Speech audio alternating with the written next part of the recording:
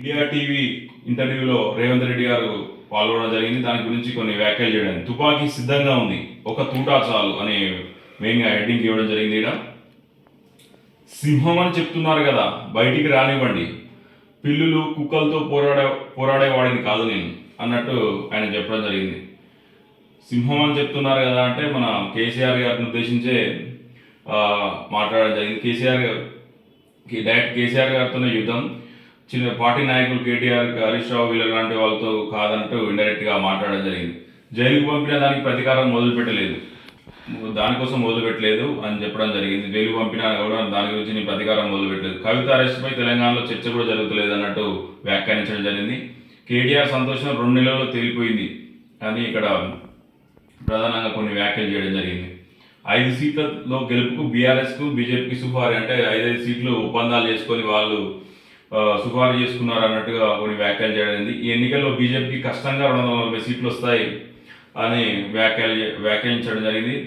400 రావాలంటే పాక్ ఎన్నికల్లోనూ గెలవాలట. 2 అక్కడ పోయి గెలిచినా కూడా 400 రావాలి అన్నట్టు వ్యాఖ్యలు చేయడం. నిధులు ఇచ్చే బడే బాయ్ అనిపించుకోమన్నా, మోదీతో సమావేశం ప్రభుత్వాది నేతల భేటీ మాత్రమే, వ్యవస్థలతో పోరాడను, సత్సంబంధాలే కోరుతా, మోదీ ఆదానికి దేశాన్ని చౌకగా దోచిపెట్టాడు, ఆ డబ్బుల్ని తెలంగాణలో పెట్టుబడి పెట్టించారు, పెట్టుబడులకు భరోసా ఇస్తా, దోపిడీ చేయనివ్వను, అధికారం కోసం అయితే బీజేపీలో చేరి మంత్రి అయ్యారు.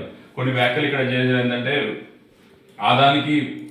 ఆదానికి దేశ సంపదన ఆయన దేశ సంపద చౌకగా దోచిపెట్టాడు, ఆ పెట్టుబడి అంతా నేను తెలంగాణలో పెట్టించా, కాకపోతే ఇక్కడ పెట్టుబడి పెట్టిస్తా కానీ ఇక్కడ అవినీతి చేయనియను అని కొన్ని వ్యాఖ్యలు చేయడం జరిగింది.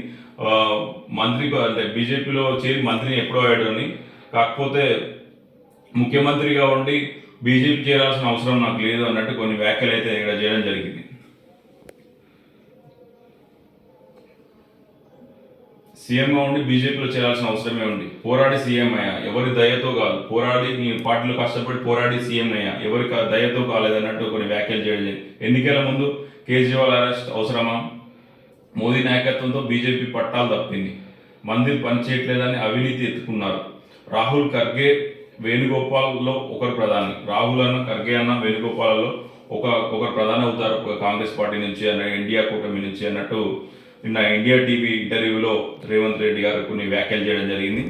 ఇక్కడ చూస్తే అంటే హిందూ ముస్లిం ఇట్లా మందిర్, రామ్ మందిర్ ఇలాంటి పనిచేయట్లు కాబట్టి అందరు నేతలపై అవినీతి ముద్ర వేస్తున్నారు, ఆ విధంగా ముందుకు పోతున్నారని కొన్ని సీఎం రేవంత్ రెడ్డి గారు వ్యాఖ్యానించడం జరిగింది. దీనికి సంబంధించిన ఒకసారి డీటెయిల్ చూద్దాం. కేసీఆర్పై ప్రతీకారం తెచ్చుకోవడం ఇంకా ప్రారంభించడం లేదు, తుపాకీ సిద్ధంగా ఉంది, ఒక్క తూటా చాలు, నేను పిల్లుల్ని కుక్కలను కొట్టను, కొడితే పుల్నే కొడతాను అని CM Revanth Reddy India TV senior journalist Rajat శర్మతో నిర్వహించే ఆప్ది అదాలత్ కార్యక్రమంలో వ్యాఖ్యానించారు.